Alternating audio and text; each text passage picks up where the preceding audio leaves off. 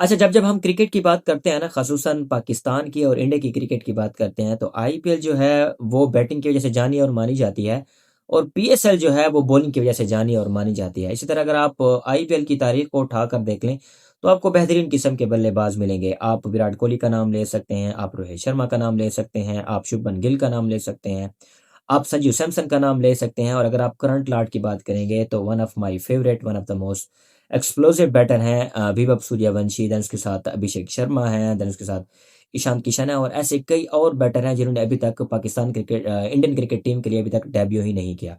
इसी तरह अगर आप पीएसएल की बात करें तो बॉलिंग में आपके पास शाहीन शाह अफरीदी आते हैं, आपके पास नसीम शाह आते हैं, आपके पास हारिस रऊफ आते हैं, आपके पास सलमान मिर्जा आते हैं और अंडर 19 की तरफ से खेल चुके हैं अली रजा, वो भी आते हैं जो अभी तक पाकिस्तान के लिए नहीं खेले।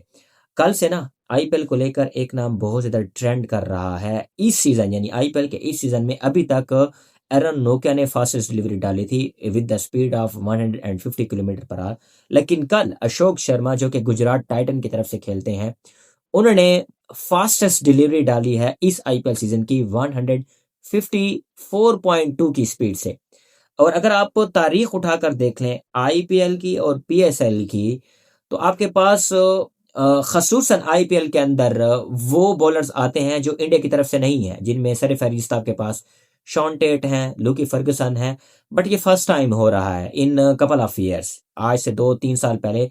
अब बीसीसीआई ने ना बॉलिंग के ऊपर भी काम करना स्टार्ट कर दिया। आपको याद होगा उमरान मलिक, उन्होंने भी जो है फास्टेस्ट डिलीवरी डाली थी और कहा ये जा जा रहा था, एक तस्वर ये पेश किया जा रहा था कि ये शोएब अख्तर का रिकॉर्ड तोड़ेंगे, but I really don't know. फिर उसके बाद बीसीसीआई ने उनके ऊपर वर्क नहीं किया या उन्होंने खुद अपने ऊपर वर्क नहीं किया और वो कंप्लीटली ऑफ स्क्रीन हो गए। अब मैं थोड़ा-सा ना आपको स्टैट बता देता हूँ कि पीएसएल और आईपीएल की हिस्ट्री के अंदर जो फास्टेस्ट डिलीवरी डाली गई थ्रू आउट वो क्या थी? सबसे पहले मैं आप पीएसएल से स्टार्ट करता हूँ, फिर आपने कंपेयर करना है कि इस वक़्त जो है बीसीसीआई यानी आईपीएल की बॉलिंग का जो फ्यूचर है वो क्या होगा या पेस का फ्यूचर क्या होगा और हमारा क्या होगा? हमारे पास एहसानुल्लाह हैं, जो कि कंप्लीटली ऑफ कलर हैं और मुझे नहीं लगता कि उनको पाकिस्तानी क्रिकेट टीम का हिस्सा दोबारा बनाया जाएगा।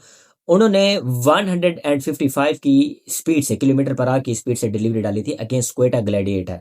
देन उसके बाद दूसरा जो नाम आता है वो है हारिस रऊफ। उन्होंने डाली थी 154.8 किलोमीटर पर आवर की स्पीड से अगेंस्ट लाहौर कलंदर। देन उसके बाद आपके पास आते हैं उमरान मलिक, जिन्होंने डाली थी 157.00 against Sunriser Hyderabad. And then उसके बाद उन्होंने काफ़ी ज़्यादा हाइप पकड़ी थी कि जी ये शोएब अख्तर का रिकॉर्ड तोड़ने वाले हैं। देन उसके बाद आते हैं लूकी फर्गुसन जो कि न्यूजीलैंड के पेस अटैकर हैं, बहुत ही बेहतरीन बॉलर हैं। इन्होंने 157.3 की स्पीड से जो है वो फिर डाली थी, बॉल डाली थी। देन उसके बाद गालिबन शॉन टेट भी हैं, उन्होंने 157.0 की स्पीड से जो है वो पिच डिलीवरी डाली थी।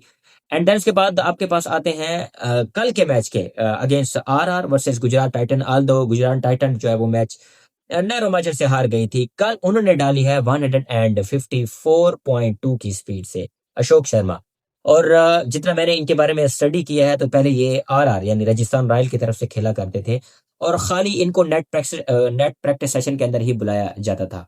बट उमरान मलिक के बाद ये दूसरी सेंसेशन आ रही हैं जो जिनकी पेस बिल्कुल बेहतरीन है और आई होप सो कि इन्होंने जो सिलेक्शन है बीसीसीआई की नज़रों के अंदर जो है ना अपनी जगह ज़रूर बनाई होगी।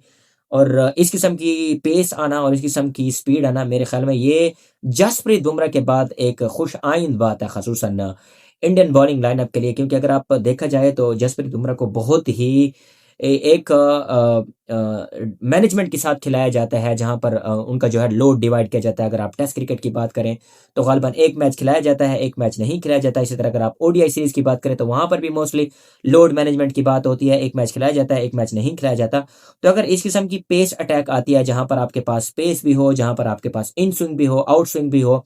अब जहां पर हम आईपीएल को लेकर ये कहा करते थे कि जी आईपीएल सिर्फ और सिर्फ बैटिंग की वजह से जानी और मानी जाती है, तो भाई साहब with the passage of time आने वाले वक्त में आपको आईपीएल के साथ सिर्फ बैटिंग नहीं बल्कि बॉलिंग को भी जोड़ना पड़ेगा। और वहीं पर अगर हम पीएसएल की बात करें तो point to be noted my Lord, यहाँ पर पेस भी लैग कर रही है और बैटिंग भी लैग कर रही है। इस सीजन की अगर बात करें तो थ्रू आउट जो मुझे प्रोमिनेंट टैलेंट नजर आ रहा है तो वो समीर मिन्हास है। आई होप सो उनको मजीद चांसेस मिले।